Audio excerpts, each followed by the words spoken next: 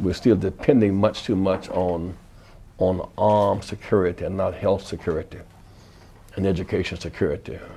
And because we're spending so much money on military, we're not adequately investing in drinkable water and ending AIDS and other malaria and other life-threatening diseases, as we have some need to focus, therefore, on the issue of poverty.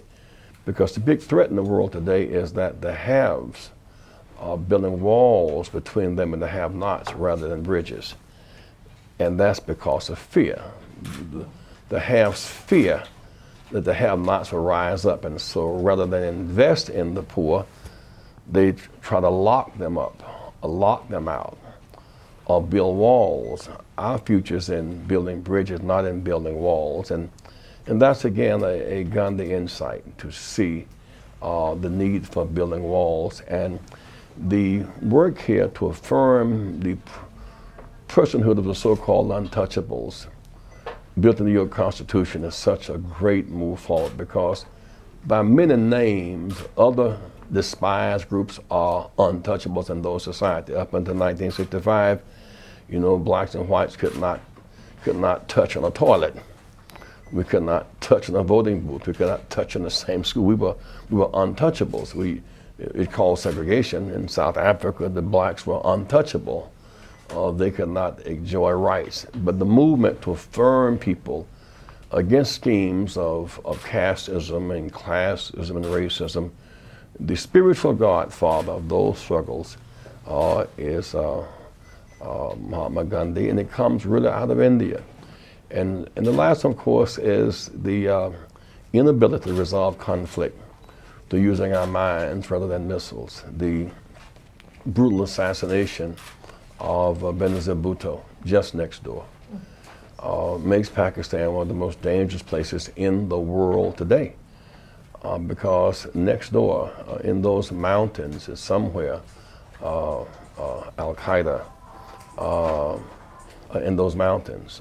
Somewhere in those mountains is Taliban. Somewhere in those mountains is perhaps Bin Laden.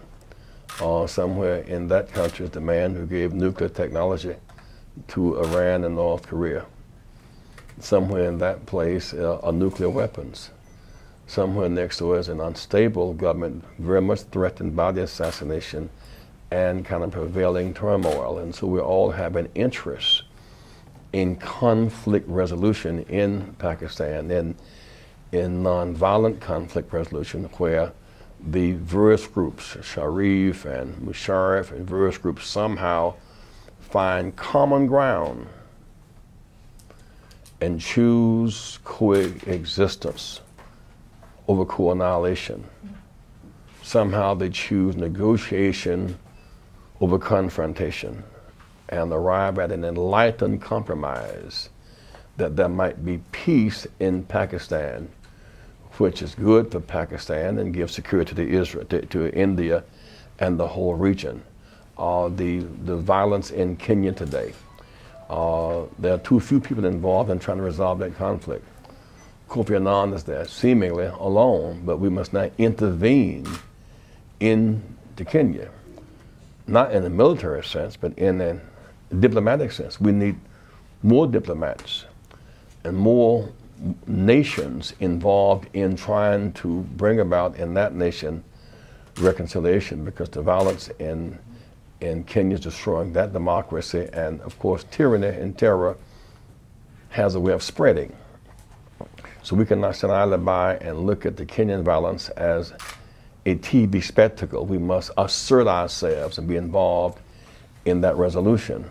The US and Europe, all who benefited from the growth of Kenya and the growth of Africa, must become involved and so asserted there. The crisis in the Middle East, surely we pray for the success of the Israeli-Palestinian resolution. The two-state solution has made sense for a long time. When I was running in '84, the prevailing idea was a no-talk policy. No talk made no sense, because if you don't talk it out, you fight it out.